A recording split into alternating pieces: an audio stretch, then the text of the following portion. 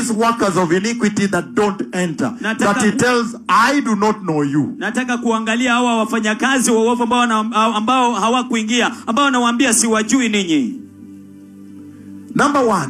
Ya kwanza, workers of iniquity, watendaji wa uovu,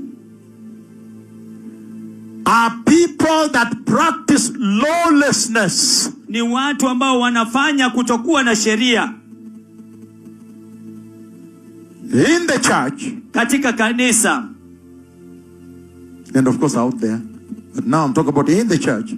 Na hata kule nje, lakini sasa nazungumzia kuhusu ndani ya kanisa. And yet claim. Na ili hali kudai. Moja. They claim to be followers of Jesus. Wanadai kuwa wafuasi wa Yesu. That's number 1. Hiyo nambari 1. Number 2. Jambo la pili. They claim the name of Jesus. Wanadai jina la Yesu. Number 3. Jambo la 3. They claim the miraculous power of Jesus. Wanadai ile uweza wa kufanya miujiza wa Yesu. Nguvu za kufanya miujiza, ndio? Nguvu za kufanya miujiza za Yesu. You're doing very well. They claim the authority of Jesus. Wanadai mamlaka ya Yesu. 5.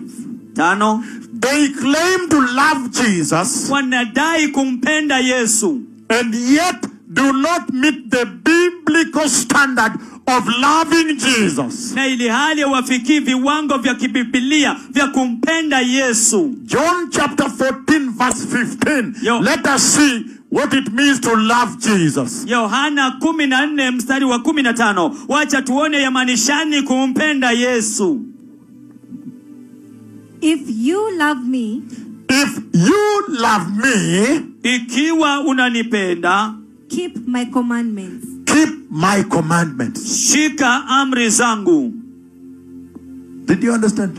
Je, ulielewa? If you love me, kama unanipenda, keep my commandments. Shika amri zangu. If the commandment says, ikiwa amri inasema that be holy, kwamba iweni watakatifu, for I am holy, kwa kuwa mimi ni mtakatifu. Then if you want to show your love for me, basi ikiwa unataka kuonyesha upendo wako kwangu, keep that commandment. Unahifadhi, unatunza hizo amri. That was point number 1 under workers of iniquity. Hiyo ilikuwa alama ya kwanza chini ya watendaji maovu. Number 2. Jambo la pili. Workers of iniquity, watendaji maovu, are people ni watu that execute the following. ambao wanafanya yafuatayo.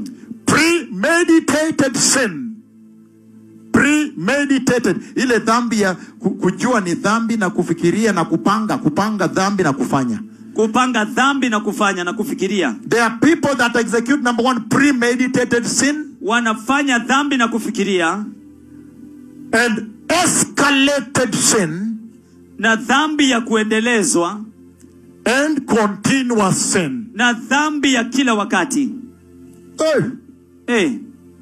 Now you are going to sit down and ask yourself. Sasa utakwenda kuketi chini na ujiulize mwenyewe. Which of these ni gani miongoni mwa hii is me?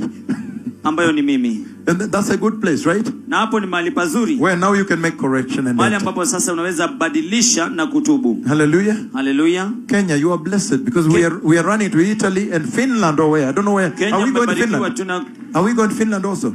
Tunaenda Finland pia. Is it on the calendar? Iko kwa kalenda? Is it on the calendar now? Not yet. We need to talk about it then because we need to do more countries now. But today, look at Kenya. Kenya is taking everything, right? Tazama Kenya. Kenya inachukua kila kitu.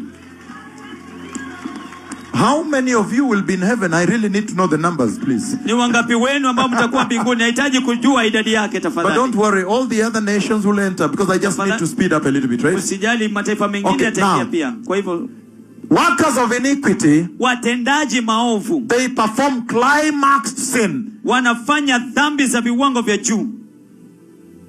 Look at this now. Angalia haya sasa. Number 4. Jambo la 4. He's saying here, if you look at the book of Psalm 5:5 that we read and many others. Anasema hapa ukiwa utatazama